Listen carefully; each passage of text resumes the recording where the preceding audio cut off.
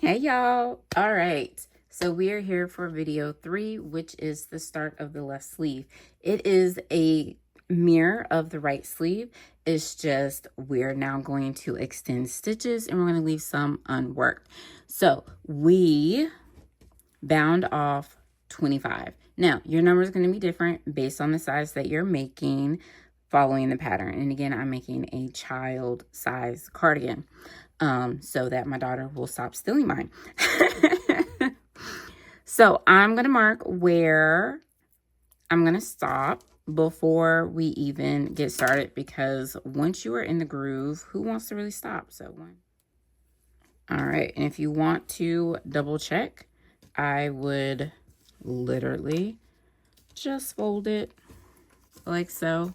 Make sure that that lines up, and it does. So we're going to make an extension so that the sleeves are the same width. To get started on the left sleeve, we are going to go this way to the right. So this part is the easy part. You're literally just going to make a chain. And you're going to chain the number of stitches that you need so that it's the same width as before. So for this sample, that's going to be 25. You may have more, but definitely refer to the pattern. All right, and once you are done with your chain, again, make sure that it does not twist. We are going to start in the second chain from the hook, so right here, and we're going to start like we did before. Yes, so continue in pattern, and when you get to the last stitch, you will then leave the remaining stitches unworked and then complete your return pass. All right, and for the last stitch, treat this as an end stitch. So just pull up the stitch there. And again, I marked it so I wouldn't have to count, because you know, it's hard to count sometimes when we're crocheting. And you chain 1 and then yarn over, pull through 2. So complete your return pass, and then we will start the next row together. And then just make the same number of rows as you did for the first sleeve to ensure that they are the same length. And then we will bind off. All right. So once you're done with your return pass, you just continue the pattern. So for where I am, and again, if your row is the opposite where you need to make a modified simple stitch, Tunisian simple stitch, please do that.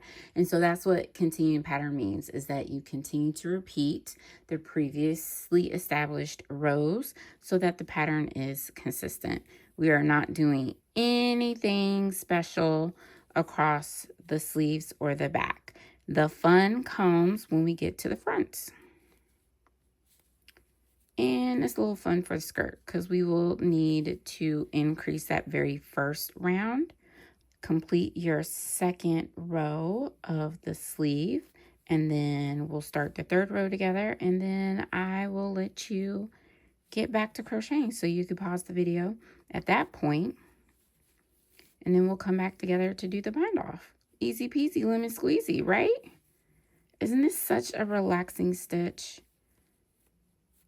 When you get to the end of row 2, that's a really good point in order to take out your stitch marker. It helps to leave it to make sure that you find the right end stitch to work into. And then, you know, just do your return pass.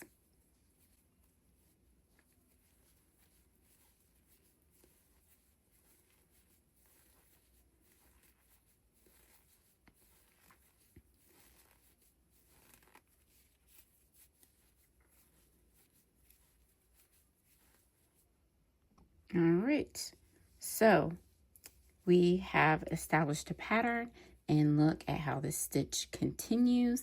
That is the goal. And so to check in, this is what we have so far. Continue in pattern until you get to your last row, and then we will come back together, do the bind off, and then move on to the right front. Alrighty, we are on the last row of the sleeve. Yay! The left sleeve, shall I say. At this point, you have completed your right sleeve, the back, and then now the left sleeve.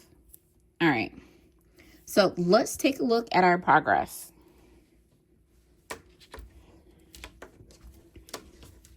All right, it is long. Yours is going to be even larger. Remember, I'm making it in child size. So we have our right sleeve. We have the back section. And now the right sleeve. Yay! And if you want to check to make sure, because our tension will change as we work, right? The best way is to fold everything over and line it up.